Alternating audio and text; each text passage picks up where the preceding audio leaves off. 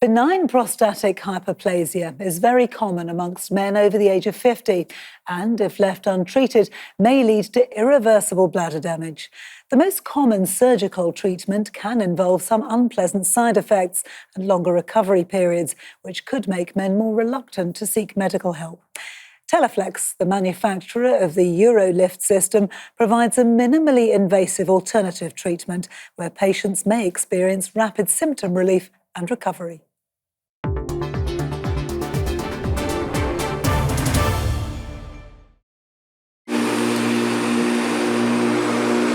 For many men, an enlarged prostate can present symptoms which are both uncomfortable and embarrassing.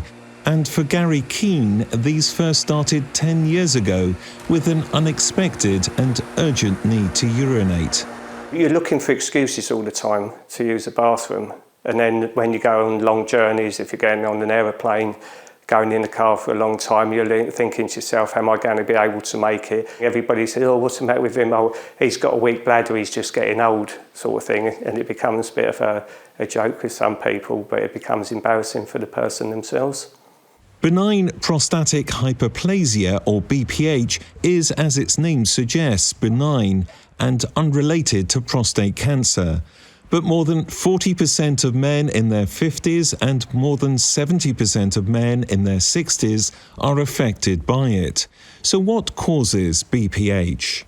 The prostate is a small gland about the size of a walnut and is located below the neck of the bladder. The urethra runs through the prostate from the bladder to the penis, allowing for the normal flow of urine out of the body. But as men, when we get older, the prostate can become enlarged, and when it does, that can cause problems and obstruct that normal flow of urine. The commonest symptoms are, firstly, the symptoms where it's causing obstruction of the bladder, so that will slow the flow down, a poor stream. It'll give a thing called hesitancy, so men get to the toilet and they can't get started. As they're going, the flow can be quite intermittent, and it can also take a long time to finish. Also, enlargement of the prostate can start to irritate the bladder, and so that can then cause some bladder symptoms like going more frequently, getting up in the night to pass urine, and having increased urgency. GPs are generally the first port of call for men who want to discuss the different treatment options with a healthcare professional.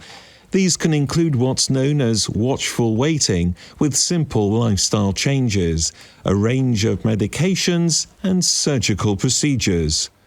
One option is the UroLift System. It's a proven, minimally invasive treatment for BPH. Small implants are placed to lift and hold the enlarged prostate tissue out of the way to decrease the obstruction of the urethra. The majority of patients will experience a quick recovery and a rapid improvement in symptoms. In the past, that would have been major surgery, an operation called a TURP or TURP, which involves cutting out the prostate from inside. But more recently, we've had the introduction of these minimally invasive technologies, often available as a day case procedure or even sometimes under local anaesthetic, which offer men another option. It sits somewhere in between medication and major surgery. And so for many men, this can be a really good option. Despite living with BPH, Gary still enjoys a full and active life. And his advice for other men experiencing similar symptoms is simple. Don't ignore them and seek help.